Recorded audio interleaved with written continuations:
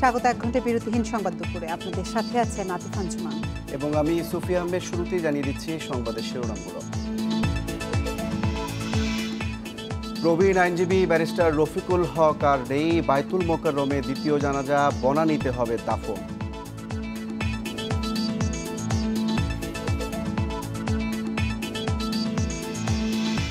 সিলেটের রায়হান হত্যায় অভিযুক্ত পুলিশ কনস্টেবল হারুনা রশিদ গ্রেপ্তার, নেওয়া হচ্ছে আদালতে।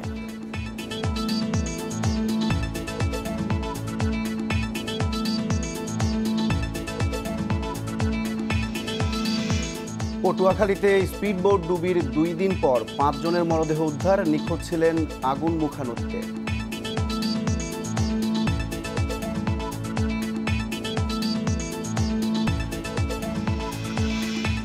করোনা, বন্যা সহ নানা জটিলতায় পিছিয়েছে পদ্মা সেতুর কাজ, 600 কোটি টাকা ক্ষতিপূরণ দাবি চীনা কোম্পানি।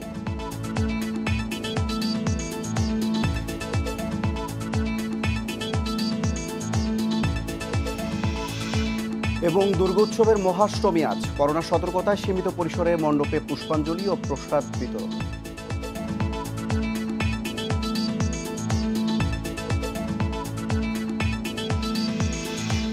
সংবাদের শিরোনামগুলো শুনছিলেন, এবারে পুরো খবর। প্রবীণ আইনজীবী ব্যারিস্টার রফিকুল হকের মরদেহ নেওয়া হয়েছে সুপ্রিম কোর্ট বার প্রাঙ্গণে। সেখানে তার তৃতীয় সবশেষ জানাজা অনুষ্ঠিত হবে। সেখানে তাকে শেষবারের মতো শ্রদ্ধা জানাবেন বিচারপতি, আইনজীবী, সহকর্মী সহ আইন অঙ্গনের মানুষ। সেখান থেকে ব্যারিস্টার রফিকুল হকের মরদেহ দাফনের জন্য নেওয়া হবে বনানী কবরস্থানে। এর আগে সকাল 8:30টার দিকে মগবাজারের আদ্দিন হাসপাতালের আইসিইউতে মারা যান ব্যারিস্টার রফিকুল হক। পরে হাসপাতাল প্রাঙ্গণে হয় তার প্রথম জানাজা। জানাজা শেষে সকাল 10:30টার দিকে মরদেহ নেওয়া হয় পল্টনের বাসায়। সেখানে তাকে শেষ বিদায় জানাতে ভিড় করে পরিবারের সদস্য, প্রতিবেশী, রাজনীতিবিদ, ভক্ত, গুণগ্রাহী সহ বিভিন্ন শ্রেণী পেশার মানুষ। 85 বছর বয়সী ব্যারিস্টার রফিকুল হক গত 15 অক্টোবর অসুস্থ হয়ে পড়লে হাসপাতালে ভর্তি করা হয়। বার্ধক্যজনিত কারণে ব্যারিস্টার রফিকুল হকের রোগ প্রতিরোধ ক্ষমতা কম ছিল বলে সে সময় জানিয়েছিলেন হাসপাতাল কর্তৃপক্ষ।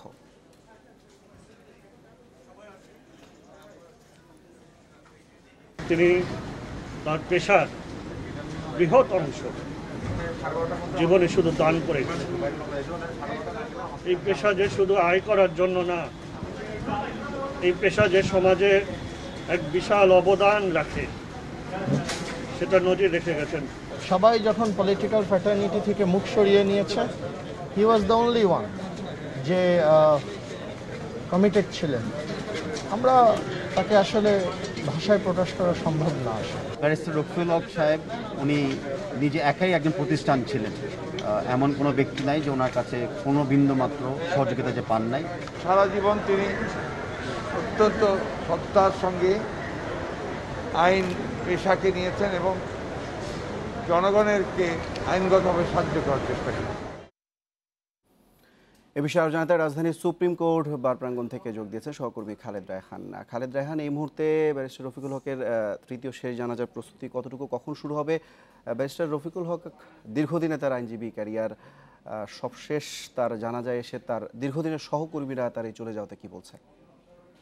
রফিকুল হক দেখুন, প্রথম দুটি জানাজা শেষে কিন্তু তৃতীয় জানাজার জন্য সুপ্রিম কোর্ট প্রাঙ্গণে কিছুক্ষণ আগেই ব্যারিস্টার রফিকুল হকের মরদেহ নিয়ে আসা হয়েছে। আমি যদি একটু এখানে দেখানোর চেষ্টা করি যে এখানে আসলে ব্যারিস্টার রফিকুল হকের মরদেহ কিন্তু সুপ্রিম কোর্ট প্রাঙ্গণে আনা হয়েছে। এখানে কিন্তু প্রধান বিচারপতি সহ অ্যাটর্নি জেনারেল এবং অন্যান্য যে সকল আইনজীবীরা রয়েছেন, বিচারকরা রয়েছেন, তারা কিন্তু ইতিমধ্যে সারিবদ্ধভাবে দাঁড়িয়েছেন। কিছুক্ষণের মধ্যেই এখানে কিন্তু যে তার তৃতীয় জানাজা সেটি কিন্তু অনুষ্ঠিত হবে এবং এখানে কিন্তু যদিও বৃষ্টি হচ্ছে, বৃষ্টির কারণে কিছুটা সমস্যা হলেও কিন্তু সবাই কিন্তু দাঁড়িয়েছেন এবং তারা যে জানাজার জন্য কিন্তু অপেক্ষা করছেন। এর আগে যেমনটি বলছিলেন যে দুটি জানাজা কিন্তু হয়েছে, প্রথমটি হয়েছে আদ্দিন হাসপাতালে, তারপরেরটি কিন্তু হয়েছে জাতীয় মসজিদ বাইতুল মোকাররমে।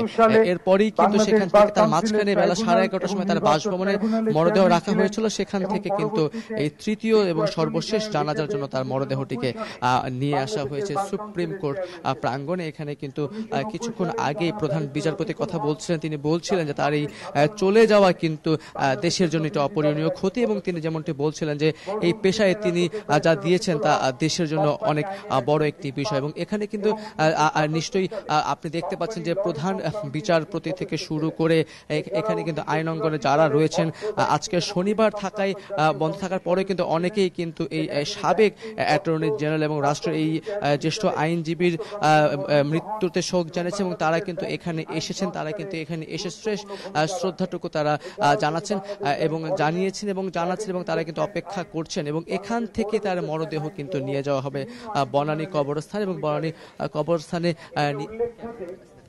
কবরস্থানে কিন্তু তার তৃতীয় এখানকার জানা শেষে বনানী কবরস্থানে তাকে সমাহিত করা হবে।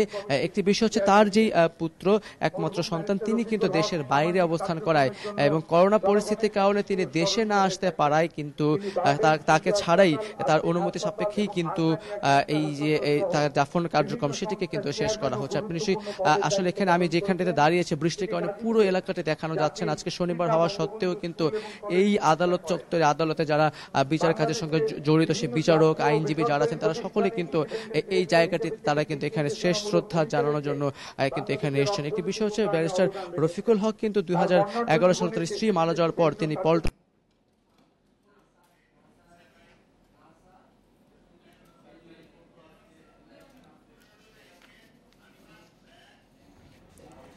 নিভে গেল দেশের আইন পেশার ইতিহাসের অন্যতম নক্ষত্র। বিদায় ব্যারিস্টার রফিকুল হক। রাজনৈতিক সাংবিধানিক সংকটে সবসময় পাশে থাকা এই বাতিঘর চলে গেলেন না ফেরার দেশে, রেখে গেছেন বর্ণাঢ্যময় এক জীবন। 1-11-এর সময় -2 ফর্মুলা বাস্তবায়নে গ্রেপ্তার হন বর্তমান প্রধানমন্ত্রী শেখ হাসিনা ও বিএনপি চেয়ারপারসন খালেদা জিয়া। তাদের মুক্ত করতে মূল ভূমিকা পালন করেন ব্যারিস্টার রফিকুল হক। তার এই ভূমিকা সহায়ক হয় দেশে গণতন্ত্র ফিরিয়ে আনায়। ভারতের দক্ষিণ কলকাতার চেতলা গ্রামে রফিকুল হকের জন্ম 1935 সালের 2 নভেম্বর। ইসলামিয়া কলেজে পড়াশোনা করেছেন, থাকতেন বঙ্গবন্ধু স্মৃতি বিজড়িত বেকার হোস্টেলে।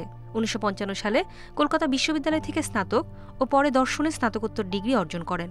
ভারতের প্রয়াত রাষ্ট্রপতি প্রণব মুখার্জি ছিলেন তার সহপাঠী। 1958 সালে এলএলবি পাশ করেন। যুক্তরাজ্য থেকে বার অ্যাট ল করেন 1962 সালে। পাকিস্তান সুপ্রিম কোর্টের আইনজীবী হিসেবে তালিকাভুক্ত হন 1965 সালে, আর বাংলাদেশে সুপ্রিম কোর্টের আপিল বিভাগে আইন পেশা শুরু করেন 1973 সালে। ব্যারিস্টার রফিকুল হক বিভিন্ন সময়ে বঙ্গবন্ধু শেখ মুজিবুর রহমান, জিয়াউর রহমান, হুসেইন মোহাম্মদ এরশাদ, বর্তমান প্রধানমন্ত্রী শেখ হাসিনা ও সাবেক প্রধানমন্ত্রী খালেদা জিয়ার সঙ্গে কাজ করেছেন। সুশাসন প্রতিষ্ঠা, বিচার বিভাগের স্বাধীনতা ও ভাবমূর্তি রক্ষায় বরাবরই সোচ্চার ছিলেন তিনি। রফিকুল হক ছিল আইনের জগতে একজন কিংবদন্তি আইনজীবী। তার শূন্যতা পূরণ খুবই কঠিন ব্যাপার, তার কারণ তার এমন কোনো দিকে আইনের জগতে তিনি ছিলেন না যেটা আমরা অস্বীকার করতে পারি এবং জাতির কেউ অস্বীকার করতে পারে। ষোড়শ সংশোধনী মামলা, বিডিআর হত্যা মামলা, তত্ত্বাবধায়ক সরকার বাতিলের মামলা সহ অনেক গুরুত্বপূর্ণ মামলায় অ্যামিকাস কিউরি হিসেবে ছিলেন তিনি। জনাব রফিকুল হক শুধু আইনজীবী ছিলেন না, তিনি একজন বর্ণাঢ্য চরিত্রের ব্যক্তিত্ব ছিলেন। জনাব রফিকুল হক সাহেব শুধু একজন পরিপূর্ণ আইনজীবী বলতে যা বোঝায় তাই ছিলেন। উনি কিন্তু কখনো আমি দেখিনি কোনো মামলায় অপ্রস্তুত অবস্থায় কোর্টে যেতেন অথবা ওনার কোনো অসম্পূর্ণতা থাকতো। 1990 সালে অ্যাটর্নি জেনারেল দায়িত্ব পালন করলেও নেননি কোনো সম্মানী। জীবনে উপার্জিত প্রায় সব অর্থই ব্যয় করেছেন মানব কল্যাণে। আমৃত্যু চেয়ারম্যান ছিলেন আহসানিয়া মিশন ক্যান্সার হাসপাতাল ও আদ্দিন মেডিকেল কলেজ হাসপাতালের। স্ত্রী ডাক্তার ফরিদা হক ক্যান্সারে মারা যান 2011 সালে। একমাত্র ছেলে ব্যারিস্টার ফাহিমুল হকও রয়েছেন আইন পেশায়। নূরে জান্নাত, ইন্ডিপেন্ডেন্ট নিউজ। সিলেটে পুলিশি হেফাজতে রায়হান আহমদ হত্যার ঘটনায় হারুনুর রশিদ নামে এক পুলিশ কনস্টেবলকে গ্রেপ্তার করেছে পিবিআই। সকালে সিলেট পুলিশ লাইন্স থেকে তাকে গ্রেপ্তার দেখানো হয় বলে জানিয়েছেন মামলা তদন্তকারী কর্মকর্তা পিবিআই এর পরিদর্শক মাহিদুল ইসলাম। দুপুরে তাকে আদালতে তুলে রিমান্ড চাওয়া হবে বলে জানান তিনি। এর আগে একই অভিযোগে বন্দরবাজার পুলিশ ফাঁড়ির আরেক পুলিশ সদস্য টিটু চন্দ্র দাসকে গ্রেপ্তার করার পর 5 দিনের রিমান্ডে নেওয়া হয়। এ নিয়ে এই মামলায় এখন পর্যন্ত গ্রেপ্তার করা হয়েছে 2 জনকে। তবে মামলার প্রধান অভিযুক্ত বন্দরবাজার ফাঁড়ি ইনচার্জ আকবর হোসেন ভুইয়া এখনও পলাতক। রায়হান হত্যার ঘটনায় বন্দরবাজার ফাঁড়ির ইনচার্জ এসআই আকবর হাসান উদ্দিন সহ 5 জনকে সাময়িক বরখাস্ত এবং 3 জনকে প্রত্যাহার করা হয়। 11 অক্টোবর রায়হান আহমদকে বন্দরবাজার পুলিশ ফাঁড়িতে নির্যাতনে মৃত্যুর অভিযোগ করে পরিবার। এই ঘটনায় নিহত রায়হানের স্ত্রী কোতোয়ালি থানায় হত্যা মামলা দায়ের করে। এ বিষয়ে আরো জানাতে সিলেট থেকে যোগ দিয়েছেন সহকর্মী মঞ্জুর আহমেদ। মঞ্জুর, কনস্টেবল গ্রেপ্তার হারুনুর রশিদকে আদালতে দুপুরের দিকে তোলার কথা রয়েছে। এই মুহূর্তে এই বিষয়ে সবশেষ কি তথ্য রয়েছে আপনার কাছে, এবং পিবিআই কি বলছে, কতদিনের রিমান্ড চাওয়া হতে পারে?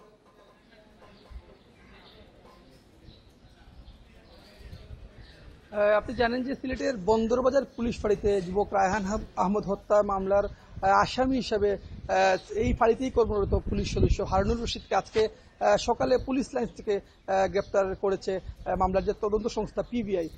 আমরা যতটুকু জানতে পেরেছি যে এই কিছুক্ষণের মধ্যেই এই হারুনুর রশিদকে সিলেটের মহানগর হাকিম আদালতে নিয়ে আসা হবে। এবং আপনি জানেন যে এই মামলায় কিন্তু এখন পর্যন্ত 2 জন পুলিশ সদস্যকে গ্রেপ্তার দেখানো হয়েছে। টিটু চন্দ্র দাস তাকে গ্রেপ্তার দেখানো হয়েছে, তাকে 5 দিনের রিমান্ডে নেওয়া হয়েছে। আজকে তার রিমান্ড শেষ হবে এবং আজকে যে হারুনুর রশিদ তাকে গ্রেপ্তার করা হয়েছে তাকে 7 দিনের রিমান্ড চাওয়া হবে বলে মামলার যে তদন্ত কর্মকর্তা আছেন তিনি আমাদের জানিয়েছেন। তো এই মুহূর্তে কিন্তু আদালতে তাকে তোলার প্রস্তুতি চলছে। আপনি জানেন যে এই মামলায় এখন পর্যন্ত যে প্রধান অভিযুক্ত আসামি যে বন্দরবাজার পুলিশ ফাঁড়ির ইনচার্জ এসআই আকবর হোসেন ভুইয়া সে কিন্তু পলাতক রয়েছে। এর বাইরে কিন্তু আমরা যতটুকু দেখতে পেরেছি যে পুলিশ এ পর্যন্ত 5 জনকে প্রত্যাহার করে নিয়েছে।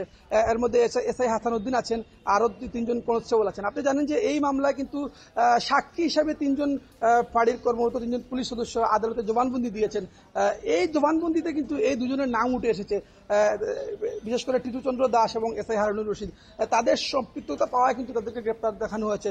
এর বাইরে যারা আরো 3 জন পুলিশ সদস্য আছেন তারাও কিন্তু সিলেট মহানগর পুলিশ হেফাজতে আছেন। যে কোনো প্রয়োজনে যদি মামলার তাদের সম্পৃক্ততা পাওয়া যায় তাহলে তাদেরকেও গ্রেপ্তার দেখানো হবে বলে পিবিআইয়ের পক্ষ থেকে আমাদের জানানো হয়েছে। তো এই মুহূর্তে কিন্তু আদালতে তোলার প্রস্তুতি চলছে। আদালতেও আমরা দেখেছি যে গণমাধ্যম কর্মীরা এসেছেন, পাশাপাশি পুলিশ সদস্যরা আছেন। আমরা যতটুকু জানতে পেরেছি যে বেলা 3টার দিকে হয়তো তাকে আদালতে নিয়ে আসা হবে। সহকর্মী মঞ্জুর আহমেদ জানাচ্ছেন সিলেট থেকে। পটুয়াখালীর আগুনমুখা নদীতে স্পিড বোট ডুবির ঘটনায় নিখোঁজ 5 যাত্রীর মরদেহ 2 দিন পর উদ্ধার করা হয়েছে। শনিবার সকালে উদ্ধারকারী দল আগুনমুখা নদীর বিভিন্ন পয়েন্ট থেকে মরদেহগুলো উদ্ধার করে। উদ্ধার হওয়া মরদেহের মধ্যে রাঙ্গাবালী থানার পুলিশ সদস্য মোহাম্মদ মহিবুল্লাহ এবং রাঙ্গাবালী উপজেলার কৃষি ব্যাংকের বাহিরচর শাখার পরিদর্শক মুস্তাফিজুর রহমান রয়েছেন বলে নিশ্চিত করেছেন স্থানীয়রা। বাকি 2 জনের পরিচয় এখনও নিশ্চিত হওয়া যায়নি। গত বৃহস্পতিবার বিকেলে রাঙ্গাবালী উপজেলা থেকে গলাচিপা যেতে ঢেউয়ের তোড়ে স্পিডবোটের তলা ফেটে ডুবে যায়। স্পিডবোটের 13 জন যাত্রী জীবিত উদ্ধার হলেও সে সময় 5 যাত্রী নিখোঁজ ছিলেন।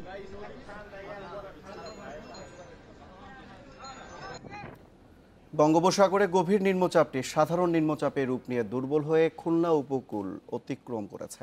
তবে এর প্রভাবে রাজধানী সহ সারা দেশে থেমে থেমে বৃষ্টি হচ্ছে।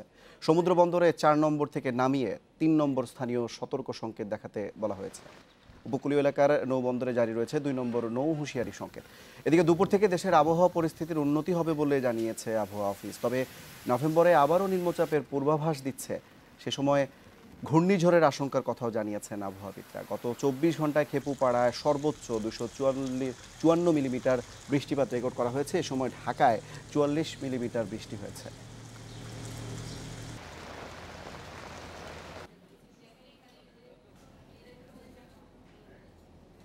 দুর্যোগপূর্ণ আবহাওয়ায় বন্ধ থাকার পর দক্ষিণাঞ্চল ও উপকূলীয় এলাকায় নৌ চলাচল স্বাভাবিক হয়েছে। বিভিন্ন গন্তব্যে ছেড়ে গেছে যাত্রীবাহী লঞ্চ ও ফেরি। বরিশাল ঢাকা রুটে গতরাত থেকে শুরু হয়েছে লঞ্চ চলাচল। বৈরী আবহাওয়ায় 2 দিন বন্ধ থাকার পর লক্ষ্মীপুর ভোলা নৌ রুটে ফেরি ও নৌযান চলাচল শুরু হয়েছে। নোয়াখালীর দ্বীপ উপজেলা হাতিয়ার সঙ্গেও নৌ যোগাযোগ স্বাভাবিক হয়েছে।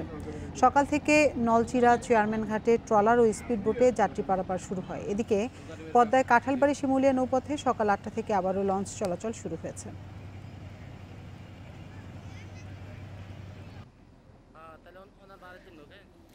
শারদীয় দুর্গাপূজার আজ মহা অষ্টমী। সকাল 9টা 57 দেবীর মহাষ্টমী কল্পারম্ভ ও মহাষ্টমী বিহিত পূজার মধ্য দিয়ে শুরু হয় আনুষ্ঠানিকতা। তবে করোনার কারণে এবার ঢাকায় হচ্ছে না কুমারী পূজা। এছাড়াও মহা অষ্টমীতে মন্দির মণ্ডপে পুষ্পাঞ্জলি ও প্রসাদ বিতরণের কথা থাকলেও এবার শুধু পুষ্পাঞ্জলির ব্যবস্থা করা হয়। সন্ধ্যায় রয়েছে সন্ধি পূজা, এর আগে শুক্রবার সপ্তমী পূজা এবং সন্ধ্যা আরতির মধ্য দিয়ে মহাসপ্তমী পালিত হয়েছে। আগামীকাল রোববার মহানবমী ও সোমবার দর্পণ বিসর্জনের পর প্রতিমা বিসর্জনের মধ্য দিয়ে শেষ হবে এবারের দুর্গোৎসবের আনুষ্ঠানিকতা।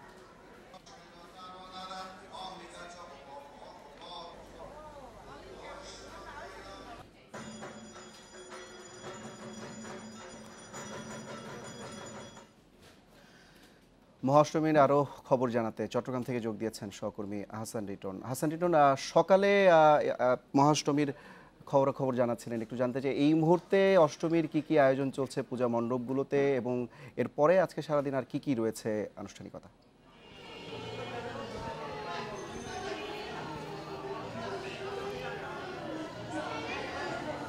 রিটন নিশ্চয়ই আমাকে শুনতে পাচ্ছেন না। অষ্টমীতে এখন আনুষ্ঠানিকতা কি চলছে এবং এরপরে আর কি কি আনুষ্ঠানিকতা রয়েছে?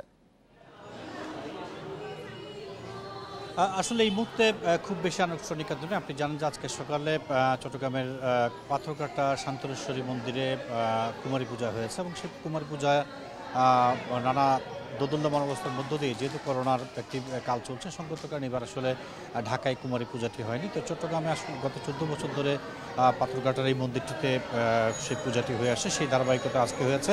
এই মুহূর্তে আসলে খুব বেশি পূজা অর্চন কিছু নেই। আপনি যদি আমার ঠিক পেছনটায় দেখেন, এখানে আসলে কিছু সংখ্যক ভক্ত অনুরাগী তারা বসে আছেন এবং এই মুহূর্তে আসলে মন্দিরে কোনো পুরোহিতের দেখা আমরা পাচ্ছি না, তবে উৎসুক কিছু ভক্ত অনুরাগী এখন এখানে বসে আছেন। সন্ধ্যার পরে দিনের যে পূজা সেগুলো থাকবে, আরতি থাকবে এবং কোথাও কোথাও মানে সংক্ষিপ্ত পরিসরে সাংস্কৃতিক অনুষ্ঠানেরও আসলে চলছে। তবে সব কিছুতেই এক ধরনের দূরত্ব আছে। আমরা দেখছি যে এবার আসলে করোনার কারণে গত পরশু থেকে যেটি দেখছি সেটি হচ্ছে আসলে মানুষের মধ্যে এক ধরনের ভীতি কাজ করছে এবং অন্যান্য সময় যেরকম স্বতঃস্ফূর্তভাবে প্রতিটি মণ্ডপে মানুষজন ঘুরতেন, এইবার আসলে তার চিত্রটি একেবারে ভিন্ন। মানুষ এখানে যারা আসেন, যারা দর্শনার্থী আসেন। হাসান রিটন, আরেকটি বিষয়ে সকালে আপনার সাথে আমরা কথা বলছিলাম, তখন যেমনটা জানতে চেয়েছিলাম যে যেহেতু চট্টগ্রামের পূজা মণ্ডপগুলোতে অনেক বড় পরিসরে আয়োজন করা হয় আনুষ্ঠানিকতার, সেই ক্ষেত্রে এবার করোনার কারণে আসলে স্বাস্থ্যবিধি কতটা মানা হচ্ছে? আপনি বলছিলেন যে বেলা বাড়ার সাথে সাথে আসলে ভক্তদের ঢল নামার একটি সম্ভাবনা রয়েছে।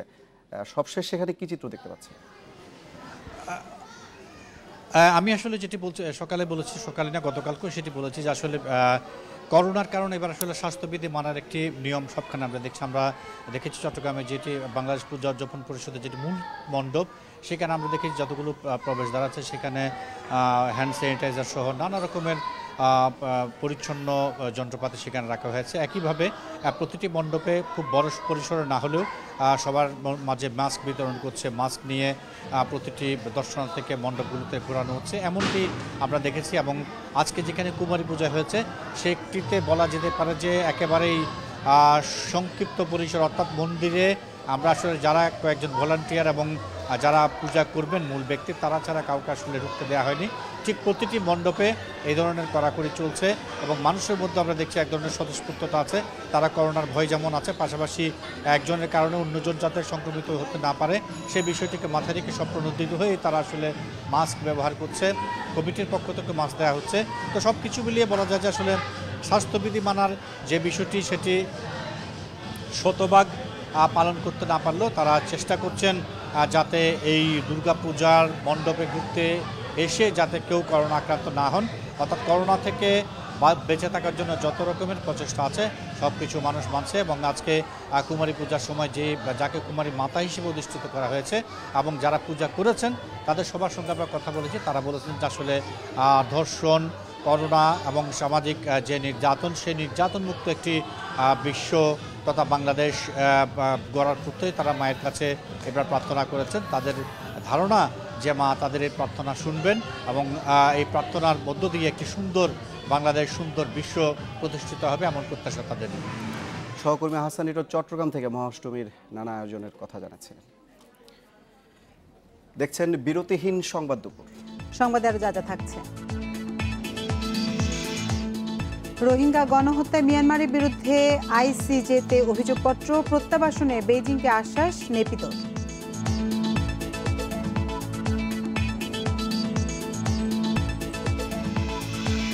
এবং মার্কিন প্রেসিডেন্ট নির্বাচনে আজ আগাম ভোট দেবেন ট্রাম্প, বিনামূল্যে করোনার টিকা দেওয়ার প্রতিশ্রুতি বাইডেনের।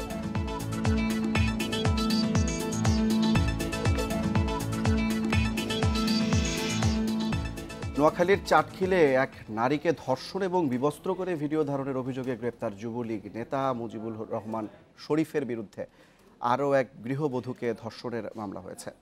চাটখিল থানার ওসি আনোয়ারুল ইসলাম জানান, শুক্রবার মধ্যরাতে এক নারী মামলাটি করেন। মামলার এজাহারে ওই নারী অভিযোগ করেন 2018 সালের 16 ডিসেম্বর রাত 2টার দিকে শরীফ ওই নারীর ঘরে ঢুকে পিস্তল দিয়ে 2 রাউন্ড গুলি করে ওই নারীকে ভয় দেখায়।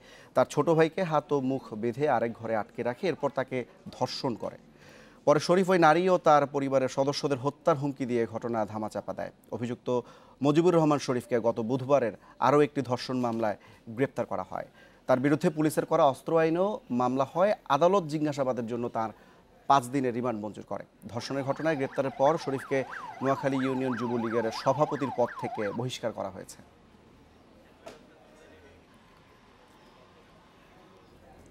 হেমায়েতপুরের জয়নাবাড়ির আতঙ্ক, শেখ ফরিদ গ্রেপ্তার হওয়ায় স্বস্তি ফিরেছে ওই এলাকায়। তার বিরুদ্ধে গার্মেন্টস কর্মীদের টার্গেট করে ধর্ষণ, চাঁদাবাজি, মাদক ব্যবসা ও সন্ত্রাসী কর্মকাণ্ডের অভিযোগ এলাকাবাসীর। এমনকি গ্রেপ্তারের পরও ফরিদের বিরুদ্ধে মুখ খুলতে ভয় পাচ্ছেন অনেকে। র্যাব জানিয়েছে, ফরিদের বিরুদ্ধে এ পর্যন্ত 12টি মামলা ও 15টি জিডির খোঁজ পেয়েছেন তারা। হেমায়েতপুরের জয়নাবাড়ির বড় বাড়িতে বুধবার রাতে অভিযান চালিয়ে শেখ ফরিদ নামে একজনকে গ্রেফতার করে র্যাব 4। এ সময় তার কাছ থেকে বিদেশি অস্ত্র ও মাদক উদ্ধারের কথা জানায় র্যাব। র্যাব বলছে, ফরিদের বিরুদ্ধে ধর্ষণ, চাঁদাবাজি, মাদক ও অস্ত্র ব্যবসার একাধিক অভিযোগ আসে তাদের কাছে। খোঁজ নিয়ে 12টি নিয়মিত মামলার তথ্য নিশ্চিত হয়ে গ্রেপ্তার করা হয় তাকে। জামিন নিয়ে বের হয়ে এসে আবারও সে তার যে প্রকৃত যে চরিত্র, সন্ত্রাসী চরিত্রে ফেরত আসে, আবারও এই গার্মেন্টস সেক্টরে বা ওই এলাকাবাসীকে সন্ত্রাসী কার্যকলাপ, ভয়ভীতি দেখানো, টাকা আদায়। ফরিদের ভাই জানান, এর আগেও একাধিক মামলায় গ্রেপ্তার হয়ে কারাভোগ করেছেন তিনি। তবে তার বিরুদ্ধে মামলাগুলো মিথ্যা দাবি করছেন তিনি। কি যে এটা বলতে পারি না স্যার, এটা অনেক সত্যমি করে মানুষ দিতেছে, এটা কেডা দিতেছে, কেডা করতেছে, এটা বলতে পারতেছি না। ফরিদের বিষয়ে মুখ খুলতে ভীত এলাকাবাসী। এমনকি গ্রেপ্তারের পরও তার বিরুদ্ধে ক্যামেরার সামনে অভিযোগ করতে চান না কেউ। অনেক চেষ্টায় মিলল কিছু তথ্য। উল্টাপাল্টা এই তাপালিং এটা ওই এরকম এলাকায় তো এমনি করে আর কি, মস্তানি করে আর কি। অবশেষে এলাকার প্রবীণ কয়েকজন বাসিন্দা জানালেন ফরিদের নানা কুকর্মের কথা। তবে তাদের মধ্যেও দেখা গেল আতঙ্ক। কইতে গেলে তো একটা ঝামেলা হয়ে যাবে, কথা বোঝেন নাই। হ্যাঁ, টানফান করে চলে। সে সমস্ত গার্মেন্টসের মেয়েদের বেতন পেয়ে আসলে তাদের বেতনগুলো ছিড়াইয়া নিয়ে যায়। এদের বাড়িতে যে কয়জন আছে ভাই বেড়াদারা সব খারাপ। ফরিদের গ্রেপ্তারে স্বস্তির কথা জানালেন এলাকার বাসিন্দারা। Masudur Rahman, independent news, Savar, Dhaka. জলবায়ু পরিবর্তনের প্রভাবে ঝুঁকির মুখে উপকূলীয় জেলা সাতক্ষীরার প্রাণ ও প্রকৃতি। সাতক্ষীরা উপকূলীয় এলাকায় ঘূর্ণিঝড়, জলোচ্ছ্বাস ও বাঁধ ভেঙে সমুদ্রে পানি ঢুকে লবণাক্ততা বাড়ায় 11 বছরে মারা গেছে 1 লাখেরও বেশি গাছ। বন বিভাগ বলছে, এভাবে গাছ মারা যাওয়ায় হুমকিতে পড়ছে এলাকার জীববৈচিত্র্য ও কৃষি উৎপাদন। আর লবণাক্ততা ঠেকাতে টেকসই বাঁধের দাবি স্থানীয়দের। 2009 সালে ঘূর্ণিঝড় আইলার পর লণ্ডভণ্ড হয়ে যায় দেশের উপকূলীয় এলাকা। সমুদ্রের লবণাক্ত পানি ঢুকে পড়ায় গাছ মারা যাওয়ার পাশাপাশি বন্ধ হয়ে যায় ফসল, শাকসবজির উৎপাদন। এই প্রতিকূলতার মাঝেই ঘুরে দাঁড়ানোর চেষ্টায় উপকূলীয় জেলা সাতক্ষীরার মানুষ। কিন্তু 2019-এ ঘূর্ণিঝড় ফণী আর এবছর আমপানের প্রভাবে সৃষ্ট জলোচ্ছ্বাসে আবারও তছনছ হয়ে যায় জেলার শ্যামনগর ও আশাশুনি এলাকা। বেড়িবাঁধ ছাপিয়ে লবণ পানি ঢুকে পড়ে গাবুরা, পদ্মপুকুর, প্রতাপনগর ও শ্রীউলা ইউনিয়নের বিস্তীর্ণ এলাকায়। বন বিভাগ বলছে, অতিরিক্ত লবণাক্ততা সহ্য করতে না পেরে এসব এলাকায় মারা গেছে লক্ষাধিক গাছ। নতুন রোপণ করা চারা গাছ বা ক্ষেতের ফসলও টিকছে না। লবণ পানি ঢোকার কারণেই এই এলাকার সমস্ত সবুজ গাছপালাগুলি মারা যাচ্ছে। আমফানের পরে আমাদের এলাকায় নোনা পানি ঢুকিয়া আমাদের গাছগাছালগুলো সবুজ গাছগাছালগুলো মারা যাচ্ছে। প্রাকৃতিক বিপর্যয় রোধে টেকসই বেড়িবাঁধ নির্মাণ সহ কার্যকর ব্যবস্থা নেওয়ার দাবি স্থানীয়দের। পরিস্থিতি মোকাবিলায় উপকূলীয় অঞ্চলে লবণ সহিষ্ণু বিভিন্ন প্রজাতির গাছ রোপণের পরিকল্পনা করছে বন বিভাগ। এলাকায় জীববৈচিত্র্য ফেরাতে ও জলবায়ু পরিবর্তনের প্রভাব রুখতে সরকার কাজ করছে জানালেন জেলা প্রশাসক। আমরা বিশ্বাস করি যে এই অঞ্চলে মানুষকে এই মরুকরণ বলেন অথবা এই যে গাছপালা তার যে জীববৈচিত্র্য যেটা এটাকে সংরক্ষণ করার জন্য মানুষকে এগিয়ে আসতে হবে এবং অবশ্যই সরকার এবং এখানে অনেক এনজিও কাজ করে। উপকূলীয় এলাকায় সমুদ্রের লবণাক্ত পানি ঢোকা রোধ করা গেলে এবং বৃষ্টিপাত বেশি হলে মাটি ধীরে ধীরে আবার ফসল ফলার উপযুক্ত হবে। Independent news desk. করোনা সংক্রমণ ঝুঁকিতে মৌলভীবাজারের লাউয়াছড়া জাতীয় উদ্যান বন্ধ থাকলেও থেমে নেই গাছ চড়তে দৌড়াতো। রাতের অন্ধকারে সংঘবদ্ধ চক্র কেটে নিচ্ছে সেগুন, আকাশমণি, চাপলিশ, আগরসহ মূল্যবান বনজ সম্পদ।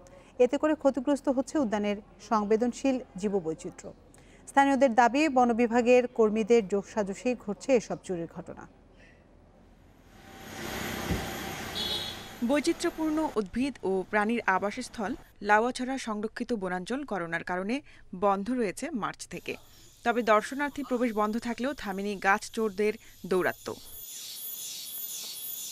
উদ্যানের বাঘমারা ক্যাম্পের সামনের টিলায় গত কয়েকদিনে কেটে নেওয়া হয়েছে অন্তত 10টি মূল্যবান গাছ। রাতের আধারে বনের বিভিন্ন টিলা থেকে পুরনো গাছ কেটে নিয়ে যাচ্ছে দুর্বৃত্তরা। লাউয়াছড়া বন রক্ষা আন্দোলন কমিটি জানিয়েছে, গত 6 মাসে চুরি হয়েছে অন্তত 2 শতাধিক গাছ।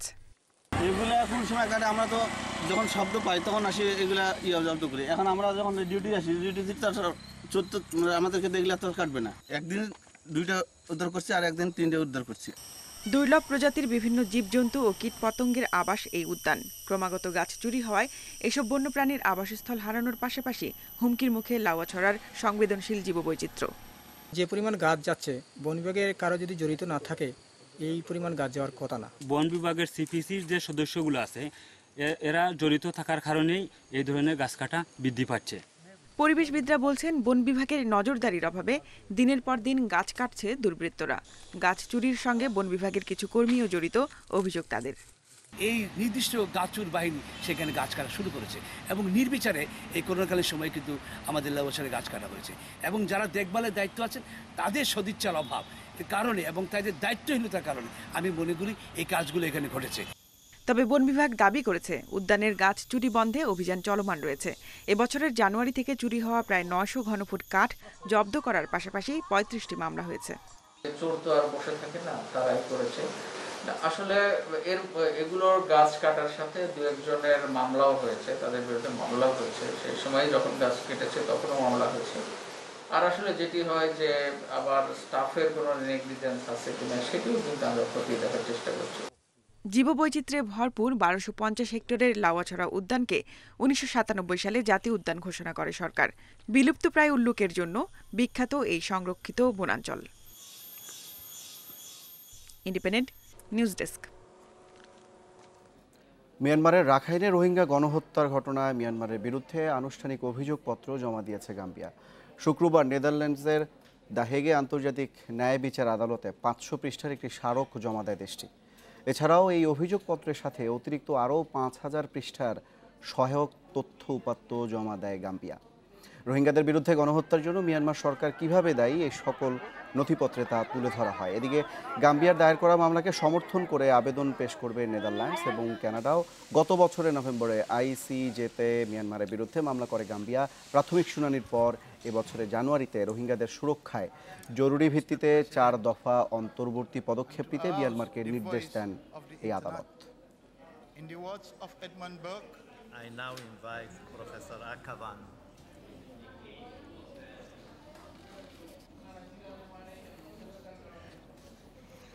দেখছেন বিরতিহীন ইন্ডিপেন্ডেন্ট সংবাদ দুপুর। সংবাদে আরো যা যা থাকছে।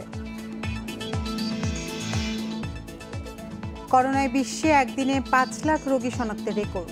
আরও 6000 মৃত্যুতে মোট প্রাণহানি 11.5 লাখ।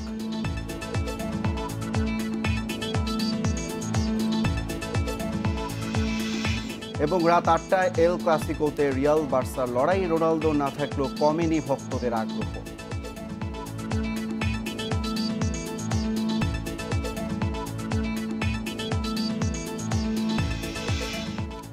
দেশে প্রতি বছর ৮,৫০০ মানুষ মুখের ক্যান্সারে মারা যান। নতুন করে আক্রান্ত হন ১৩,৫০০। এ তথ্য ক্যান্সার গবেষণায় দায়িত্বপ্রাপ্ত আন্তর্জাতিক সংস্থা IARCর। ধূমপান ও তামাক জাতীয় দ্রব্যই মুখের ক্যান্সারের বড় কারণ। ৭০ পেরিয়েছেন সিরাজুল ইসলাম। বয়স আর দারিদ্র্যের সঙ্গে যুক্ত হয়েছে ক্যান্সার। চিকিৎসার অর্থ জোগাতে না পেরে সবকিছু ছেড়ে দিয়েছেন ভাগ্যের ওপর। দিনাজপুরের নবাবগঞ্জ উপজেলার মাহমুদপুরে বাড়ি সিরাজুলের। এই গ্রামে গত ৫ বছরে ক্যান্সারে মারা গেছেন ৩ জন। স্বজন ও গ্রামবাসী জানান, সবারই তামাক সেবনের অভ্যাস ছিল। যে 2 জন আমাদের এখন একজন ইন্তেকাল করছেন, কয়েকদিন আগে আরেকজন আসেন এখনও। এনারাও পান এবং আলা জর্দা ভালো বেশি খেতেন, আমরা দেখেছি। কোনো জিনিস খাইও না। এখন ডাক্তারের কাছে নিয়ে গেলেন, ডাক্তার তো বললো অপারেশন করতে হবে। আমাদের তো গরিব মানুষ, আমরা তো টাকা পয়সা কোনো ব্যবস্থা করতে পারি নাই। দেশের ৩৫% মানুষ কোনো না কোনোভাবে তামাক ব্যবহার করে। প্রতি বছরই এই সংখ্যা বাড়ছে। বিড়ি, সিগারেট, জর্দাগুলের ব্যবহার বাড়াই তৈরি হয়েছে নতুন উদ্বেগ। কীভাবে সিগারেট খাওয়া শিখলেন? আমার নানি কইতো, বিড়িটা ধরে আর বিড়িটা ধরে আনতাম আর খাইতাম। তখন আমার বয়স কত ছিল? 5 বছর। কতদিন ধরে সিগারেট খান? 30-35 বছর হয়ে যায়।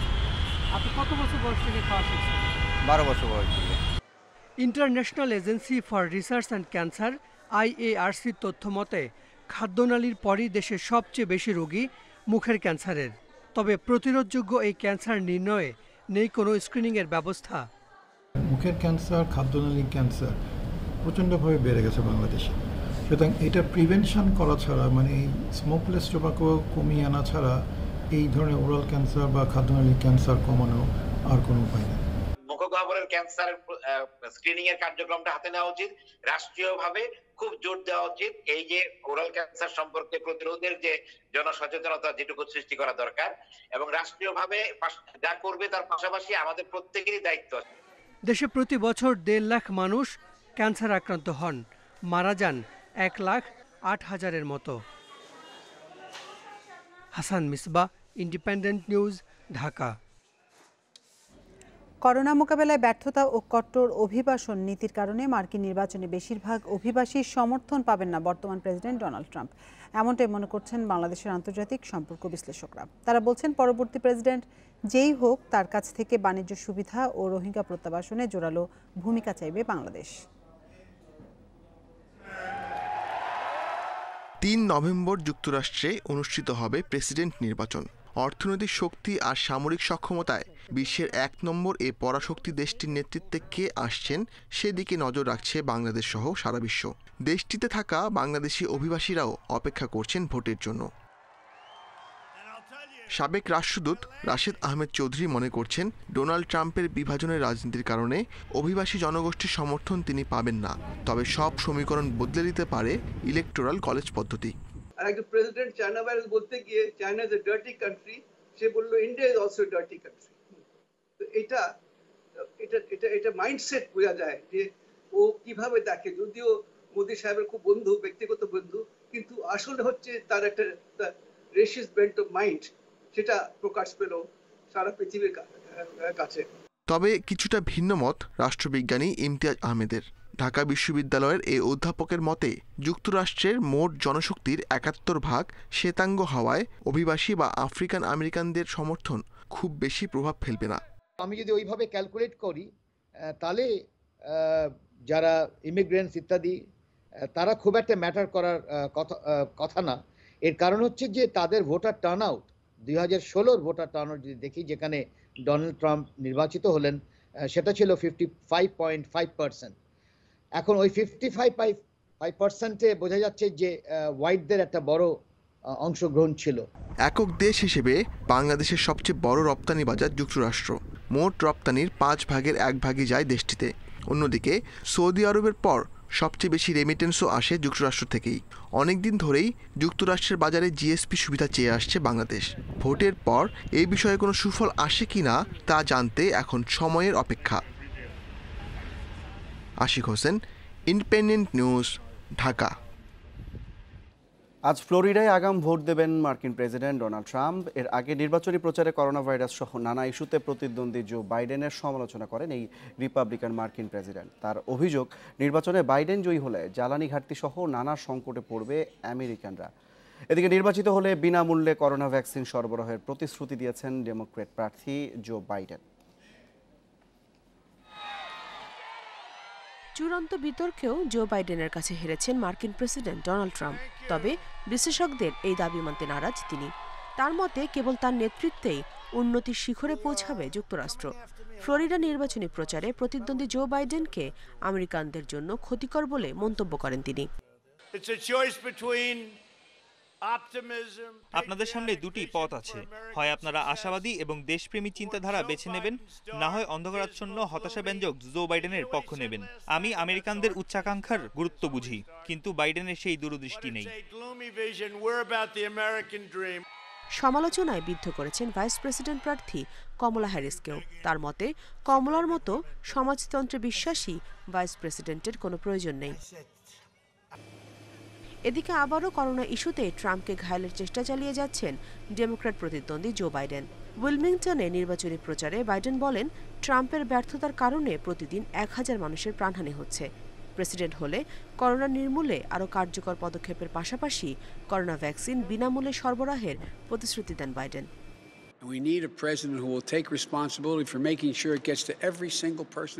আমাদের এমন একজন প্রেসিডেন্ট দরকার যার দায়িত্ব জ্ঞান আছে, যিনি প্রত্যেক আমেরিকানের হয়ে জবাবদিহিতা করবেন।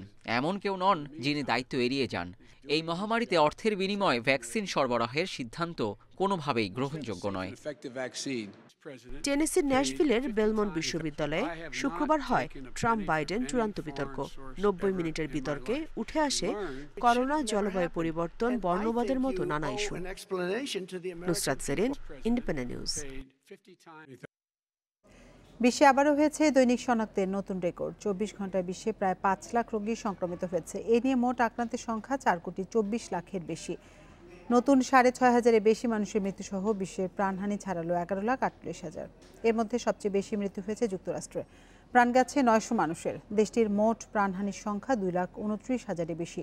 গেল 24 ঘন্টায় 80,000 সংক্রমণ নিয়ে যুক্তরাষ্ট্রের মোট আক্রান্তের সংখ্যা 87 লাখ ছাড়িয়েছে।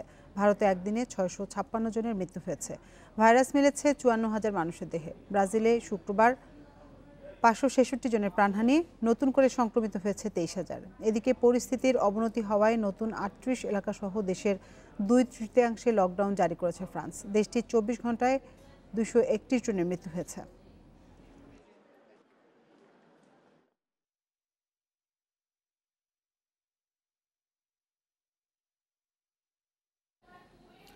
নেপাল ম্যাচকে সামনে রেখে অনুশীলন শুরু করেছে জাতীয় ফুটবল দল। প্রথম দিনে জোর দেওয়া হয় ফিটনেসের উপর। প্রাথমিক অবস্থায় ফুটবলারদের ফিটনেস নিয়ে সন্তুষ্টির কথা জানিয়েছে ম্যানেজমেন্ট। ক্যাম্পে যোগ দেওয়া 16 ফুটবলারের মধ্যে এই দিন অনুশীলন করেছেন 14 জন। বঙ্গবন্ধু স্টেডিয়ামে সকালে ফুটবলারদের অনুশীলন তদারকি করেন সহকারী কোচ মাসুদ পারভেজ। ফিটনেস যাচাইয়ে কুপার টেস্টে সবার স্কোর সন্তোষজনক। ম্যাচের আগে শতভাগ ফিট হয়ে উঠবেন ফুটবলাররা, আশা করছেন ফিজিও ফুয়াদ হাসান। দীর্ঘদিন পর অনুশীলনে নামলেও নেপাল ম্যাচের জন্য নিজেদের প্রস্তুত করতে আশাবাদী ফরওয়ার্ড সাদ উদ্দিন।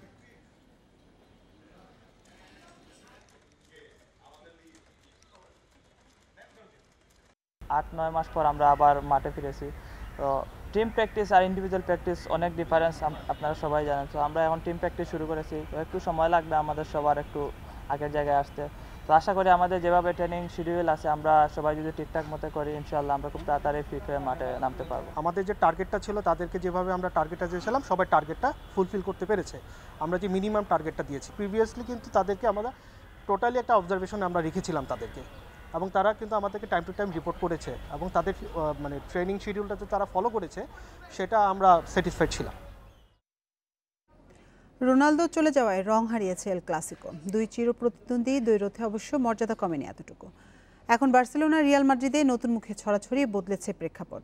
লা লিগায় সবশেষ ম্যাচে হার 2 দলের, তবে চ্যাম্পিয়ন্স লিগে মেসিদের উড়ন্ত শুরুর বিপরীতে হতাশা রিয়ালের ভাগ্যে। ক্যাম্প ন্যুতে রাত 8টায় শুরু 2 জায়ান্টের লড়াই। সময়ের সেরা তারাই যারা লড়াই চালিয়ে যান শেষ পর্যন্ত। শ্রেষ্ঠত্বের জন্য তাদের যে লড়াই, স্বয়ংক্রিয়ভাবেই তাতে জুটে যায় তকমা মর্যাদার এল ক্লাসিকো। তবে এবারের প্রেক্ষাপটটা ভিন্ন। রোনালদো নেই, রয়েছেন মেসি। তবে সেটা প্রস্থানের প্রাণপণ চেষ্টা শেষে। সেরার লড়াইয়ে বড় আর পরীক্ষিত নাম হাতে গোনা, ছড়াছড়ি নতুনের। বিতর্ক, বাজে পারফরমেন্স, আর্থিক সংকট মাথায় রেখে প্রস্তুতি মহামারী পরবর্তী প্রথম এল ক্লাসিকো। শাখতার দোনেৎস্ক আর কাদিজের বিপক্ষে রিয়ালের যে হার, সেটার ব্যাখ্যা খুঁজে পাওয়া কঠিন। কথা বলা আরও কমিয়ে দিয়েছেন স্বল্পভাষী জেদান। প্রতিপক্ষের মাঠে মিশনে বড় ধাক্কা, চোট সমস্যা। Mariano, Eden Hazard, Dani Carvajal, Odegaard ও ওদ্রিজাল তালিকায় বড় নাম। গ্যালাকটিকোস বসের জন্য স্বস্তি, অনুশীলনের রামোসকে ফিরে পাওয়া। মাঠে লড়াইটা সহজ হবে না, কিন্তু নিজেদের সেরাটা দিতে প্রস্তুত আমরা। আগের ম্যাচে কি হয়েছে সেটা ভেবে লাভ নেই। আমি মনে করি পরিস্থিতি বদলে দেওয়ার সামর্থ্য দলের আছে। ছেলেরাও ভালো ফুটবল খেলার চেষ্টা করবে। রোনাল্ড কোমেনের অধীনে বার্সার শুরুটা স্বপ্রভিত, তবে হারের স্বাদ যে একেবারেই নেই তা নয়। গেদাফের কাছে হেরে পরের ম্যাচে কামব্যাকও করেছে কাতালানরা। সবশেষ 2 এল ক্লাসিকোতে জয়শূন্য কাতালান জায়ান্টরা। দেখা মেলেনি গোলেরও। বরাবরের মতো এবারও ভরসা এল ক্লাসিকো ইতিহাসের সর্বোচ্চ 26 গোল করা মেসি। তবে 2 চিরপ্রতিদ্বন্দ্বীর মধ্যে লড়াইয়ের সবশেষ 425 মিনিট কোনো গোল পাননি আর্জেন্টাইন মহাতারকা। ম্যানেজার হিসেবে এল ক্লাসিকো যাত্রা কেমন হবে রোনাল্ড কোম্যানের, সেটি অনেকটাই নির্ভর করছে এলএম10-এর ওপর। কোনো খেলোয়াড়ের প্রতি আমার কোনো অভিযোগ নেই। সব ম্যাচে হেরেছি। ছেলেদের কাছ থেকে জোরালো প্রতিক্রিয়া দেখতে চাই। এনসু ফাতি সহ সব তরুণ খেলোয়াড়দের সামনে ভালো সুযোগ নিজেদের প্রমাণের। 4 ম্যাচে 1 হার আর 1 ড্রয়ে পয়েন্ট টেবিলের 9-এ বার্সা। 1 ম্যাচ বেশি খেলেছে রিয়াল, 3 জয় নিয়ে অবস্থান 3-এ। মর্যাদার লড়াই। তবে পয়েন্ট টেবিলের অবস্থানে চলে আসছে আত্মসম্মান আর অস্তিত্বের প্রসঙ্গ। দুঃসময়ে কি পথ দেখাবে নতুনরা? এল ক্লাসিকোতে আত্মপ্রকাশের অপেক্ষায় হয়তো নতুন মহাতারকা। Farzana Yasmin, Independent news.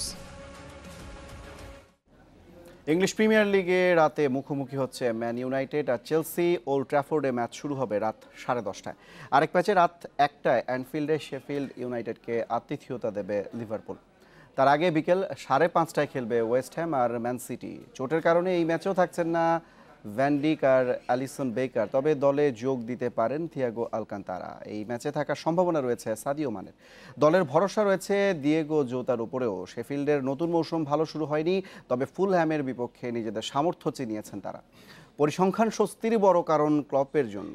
শেফিল্ডের সাথে সবশেষ 5 দেখায় 4 জয় লিভারপুলের।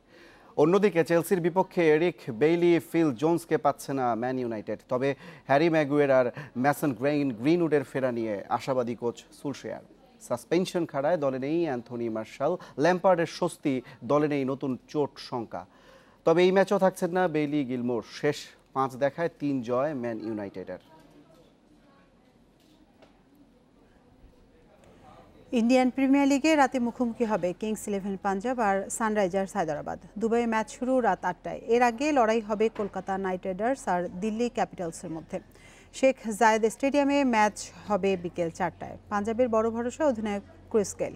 হায়দ্রাবাদের বিপক্ষে আইপিএলে একমাত্র সেঞ্চুরি করেছেন গেইল। গ্লেন ম্যাক্সওয়েলের ফর্মে ফেরা বড় স্বস্তি পাঞ্জাবের জন্য। আগের ম্যাচে পাওয়া চোট গুরুতর নয় মায়াঙ্ক আগারওয়ালের। অন্যদিকে সানরাইজার্স হায়দ্রাবাদের বড় স্বস্তি জেসন হোল্ডার। তবে এখনও অনিশ্চয়তায় কেন উইলিয়ামসন। চোট সেরে উঠেছেন, তবে ম্যাচে খেলা এখনও নিশ্চিত নয়। আগের ম্যাচের মতোই কম্বিনেশন নিয়ে পাঞ্জাবের বিপক্ষে নামবে ওয়ার্নারের দল।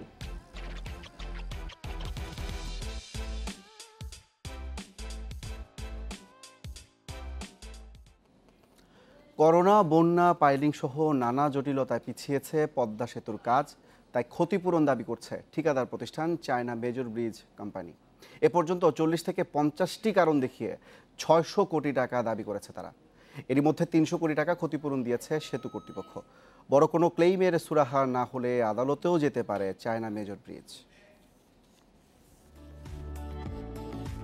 দেশের মেগা প্রকল্প পদ্মা সেতু। উত্তাল এই নদীর বুকে সেতু নির্মাণ কোটি মানুষের স্বপ্ন। এই স্বপ্ন বাস্তবায়নে 2014 সালের জুনে সেতু নির্মাণের দায়িত্ব দেওয়া হয় ঠিকাদার প্রতিষ্ঠান চায়না মেজর ব্রিজ কোম্পানিকে। 12,133 কোটি 39 লাখ টাকায় সর্বনিম্ন দরদাতা হিসেবে কাজ পায় এই চীনা প্রতিষ্ঠান। 6.15 কিলোমিটার দীর্ঘ এই সেতুর কাজ 4 বছরে শেষ করে 2018 ডিসেম্বরে উদ্বোধনের লক্ষ্য দিয়েছিল সরকার। 2015 সালে পাইল ড্রাইভের কাজ শুরুর পর 22টি পিলারের পাইলিংয়ে দেখা দেয় জটিলতা। নদীর তলদেশের মাটির গঠনের কারণে বসানো যাচ্ছিল না পিলার। এর নকশা জটিলতার সমাধান পেতে লাগে 1.5 বছর। 2020 সালে করোনা বন্যায় আবারও থমকে যায় কাজের গতি। এ পর্যন্ত চায়না মেজর ব্রিজকে 3.5 বছর বাড়তি সময় দিয়েছে প্রকল্প কর্তৃপক্ষ। তারপরও সময়মতো কাজ শেষ না হয় লোকবল ও যন্ত্রপাতি বসিয়ে রাখার জন্য ক্ষতিপূরণ চাইছে তারা। এখন যে করোনা প্যান্ডেমিক, এটা কিন্তু ঠিকাদারেরও দায় না, আমাদেরও দায় না, বাট এই টাইমটা বাড়ছে, তারা ক্লেম করলে এটা লজিক, তারা কিছু তো অবশ্যই পাবে, ক্ষতিপূরণ পাবে, কারণ তাদের যে ইকুইপমেন্ট বসেছিল এগুলা যৌক্তিক, সেগুলো পরিশোধ করা হচ্ছে। তারপরেও যদি তারা সন্তুষ্ট না হয়, আর্বিট্রেজটা নিয়োগ করলে সেখানে ইন্টারন্যাশনাল লয়ার যুক্ত হবে, কনসালটেন্ট যুক্ত হবে, উভয় পক্ষে, তাদেরও যেরকম ব্যয় হবে আমাদেরও হবে। সেক্ষেত্রে যৌথভাবে আলোচনা করে সমাধান করাই আমি মনে করি যৌক্তিক। এ পর্যন্ত 40 থেকে 50টি ক্লেইমের বিপরীতে 600 কোটি টাকার বেশি ক্ষতিপূরণ দাবি করেছে চীনা এই কোম্পানি। দিনে 39 লাখ টাকা দাবি তাদের, আর প্রায় 41 লাখ হিসেবে এরই মধ্যে 300 কোটি টাকা দিয়েছে সেতু কর্তৃপক্ষ। তারা একটা ক্লেম করেছিল, আমি যতদূর মনে পড়ে 600 কোটি টাকা। আমাদের কনসালটেন্ট যেটা মত দিয়েছে সেটা 300 কোটি টাকা আমরা পরিশোধ করেছি, এবং যেটা লজিক্যাল সেটাই দেওয়া হয়েছে। ক্লেমগুলো এটা কন্টিনিউয়াস প্রসেস, এটা এখন হয়তো 40-50টা আসছে, আরও আসবে, এটা আসবেই এবং আমরা মীমাংসা করতেই থাকবে। তবে এখন পর্যন্ত আমাদের অমীমাংসিত খুব বেশি নাই, আমরা এমিকেবল সেটেলমেন্টে আমরা যাচ্ছি। যদি কোনো বড় ধরনের সমস্যা হয় এটা হয়তো আবার আরবিট্রেশন যেতে পারে, বাট এখন পর্যন্ত এই পরিস্থিতির উদ্ভব হয় নাই, এবং যেই ক্লেমগুলো আমরা আসতেছে এটা আমাদের চুক্তি মূল্যের ভিতরেই থাকতেছে। কাজ পেছানো ওই শুকনো মৌসুমকে টার্গেট করে পদ্মা সেতুর কাজে আরও গতি আনতে ঠিকাদারকে নির্দেশনা দেওয়া হয়েছে। সেতু কর্তৃপক্ষ জানায়, সেপ্টেম্বর পর্যন্ত মূল সেতুর কাজ হয়েছে 90 নদী শাসন 74.5 এবং প্রকল্পের সার্বিক অগ্রগতি 81.5 ইজাজুর রহমান, ইন্ডিপেন্ডেন্ট নিউজ, ঢাকা। আর এই ছিল বিরোধীর সংবাদ দুপুরের আজকের আয়োজন। ইন্ডিপেন্ডেন্ট টেলিভিশনের সব খবর আরও বিস্তারিত জানতে চোখ রাখুন ফেসবুক, ইউটিউব এবং টুইটারে। সাথে থাকার জন্য ধন্যবাদ সবাইকে।